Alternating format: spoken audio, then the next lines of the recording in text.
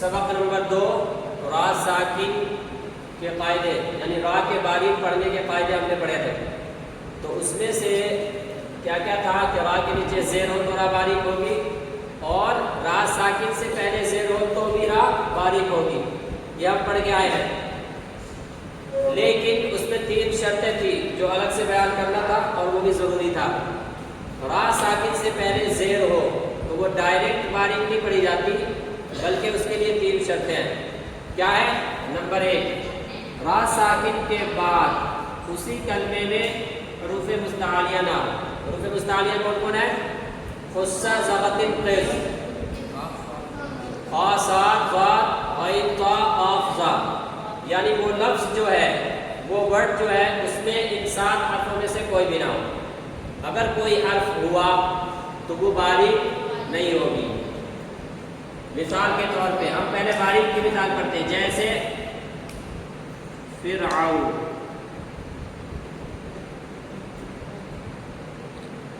فرعون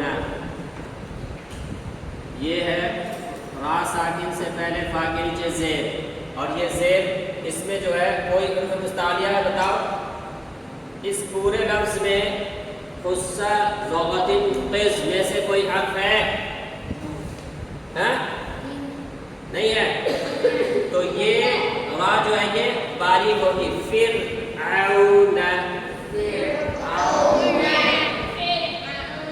ایک شرط سمجھ میں آ گئی؟ دوسری شرط کیا تھی؟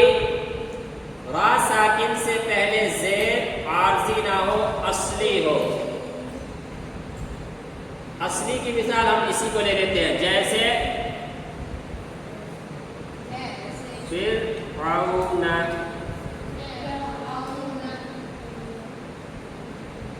اس میں جو زیر ہے وہ اصلی ہے. اس کو ہم اس سے پہلے والے کسی بھی حرف سے ملائے نہیں ملے گا. قرآن کریم میں فعصا فرعون الرسول، تو ہم اس سے پہلے فعصا لگا دیتے ہیں. فعصا، فعصا فرعون. زیر کٹا نہیں، جیسے تھا ویسے ہی ہے. تو یہ اصلی کی پہچان ہے، یہ کٹتا نہیں ہے. زیر اصلی ہو، عارضی نہ ہو. عارضی کی مثال دیکھو،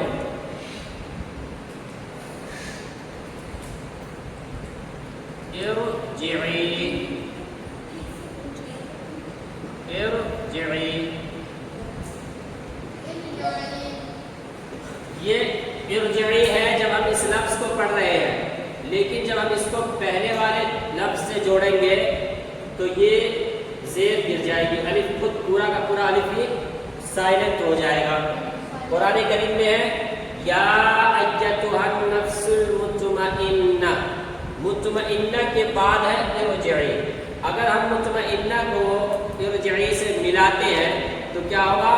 یا ایتھا النفس المطمئنہ ترجعی. کیا ہوگا؟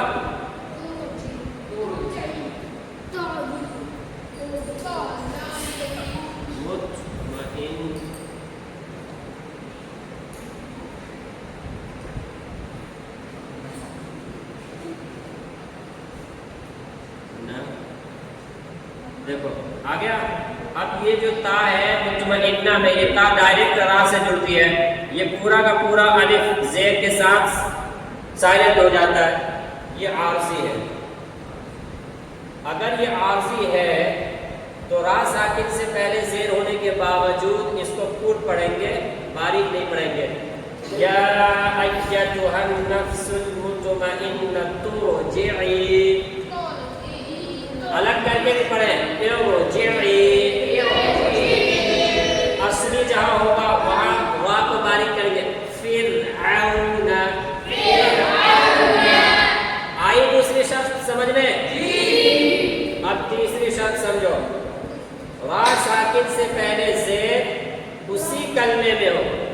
کلمہ کس کو کہتے ہیں؟ لفظ کو اور ورڈ کو. اس کی مثال میں بھی ہم سب سے پہلے اسی کو لیتے ہیں، فرعون کو. بات سمجھنے میں آسانی ہوگی.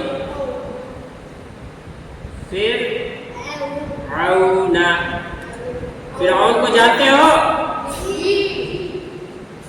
فرعون. زیر اسی کلمے میں ہو. یہ پورا کا پورا ایک لفظ ہے. پورا کا پورا ایک لفظ ہے. تو فا کے نیچے جو زیر ہے وہ اسی کلمے کا ہے. تو اس لیے را ساکن سے پہلے زیر ہے تو را کو ہم باریک پڑھیں گے فرعون. اگر زیر اسی کلمے کا نہ ہو, دوسرے پیچھے والے کلمے سے لیا گیا ہو, تو پھر را ساکن زیر ہونے کے باوجود خود پڑھی جائے گی, باریک نہیں پڑھیں گے. اس کی مثال دیکھو, امیر تابو.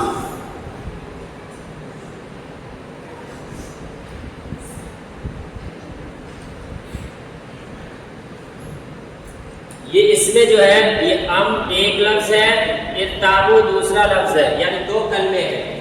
اور ارتابو میں امیر تابو را ساکن سے پہلے زیر میم سے آ رہا ہے. دوسرے کس سے لے رہے ہیں؟ دوسرے کلمے سے. دوسرے کلمے سے آ رہا ہے تو را ساکن سے پہلے زیر ہونے کے باوجود را ساکن کو پر پڑھیں گے, باریک نہیں پڑھیں گے. باریک کب پڑھیں گے؟ جبکہ زیر بھی اسی کلمے میں ہو. آگے سمجھ میں؟ جی آ گیا. یہ تین شرطوں کو یاد کرنا. یہ آخری سبق ہے تمہارا را کے قاعدے کا. پھر ہم اس سے آگے بڑھیں گے اور کل مشق بھی ہوگا, سوال پوچھوں گا بھی میں.